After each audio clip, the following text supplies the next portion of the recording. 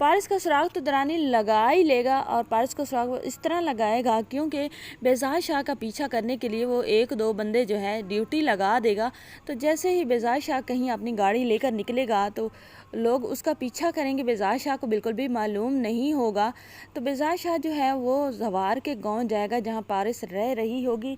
तो जो दरानी के बंदे हैं वो ये लोकेशन भी देख लेंगे, लेकिन लोकेशन देखकर फ़ौरन ही वापस आ जाएंगे, कहीं पारिस के बाप को पता न चल जाए, क्योंकि पारिस का बाप भी बिल्कुल अकेला तो नहीं जाता, वो अपने वफ़ादार एक दो मुलाजिम साथ ज़रूर लेकर जाता है।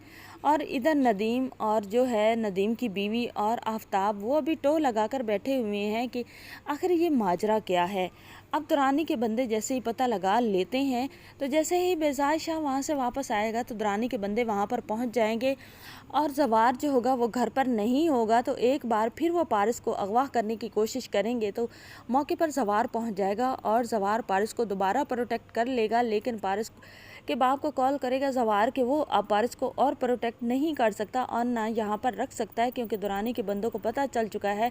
और अब तो ज़वार की फैमिली, ज़वार का बाप, ज़वार की माँ, ज़वार की मंगेतर भी बिल्कुल नहीं चाहती कि पारिस यहाँ पर रहे, और ना ही कोई महल्ले वाले, क्योंकि लोग डर चुके हैं। दुरानी की इस तरह फ़ौज और फिर गोलियां चलाना पूरे महल्ले को डरा चुका है। तो अब बेज़ाद शाह को जब पता चलता है कि अब कोई और रास्ता नहीं है, अब पारिस का निकाह करना ही बेहतर रहेगा, और निकाह के लिए उसकी नज़र में कोई अच्छा इंसान भी नहीं होता, तो अब बेज़ाद शाह को यही अच्छा लगता है कि ज़वार से बेहतर पारिस के लिए कोई हो भी नहीं सकता, ज़वार ही बेहतर प्रोटेक्ट कर सकता है पारिस को। तो ज़वार से कहता है बेज़ाद शाह कि वो उन दोनों की शादी करवाना चाहता है। ज़वार जब ये बात सुनता है तो वो कहता है कि साहब आप क्या कह रहे हैं, मैं तो ऑलरेडी अंगेज्ड हूँ, मेरी तो मतलब मंगनी हो चुकी है, लड़की मुझसे बहुत मोहब्बत करती है, तो मैं ऐसा नहीं कर सकता। लेकिन बेज़ाद शाह कहता है कि मेरे लिए आपको ये कुर्बानी देना होगी, बेशक आप दोबारा आकर उस लड़की से भी शादी कर लेना, लेकिन ऐसा पारिस होने नहीं देगी।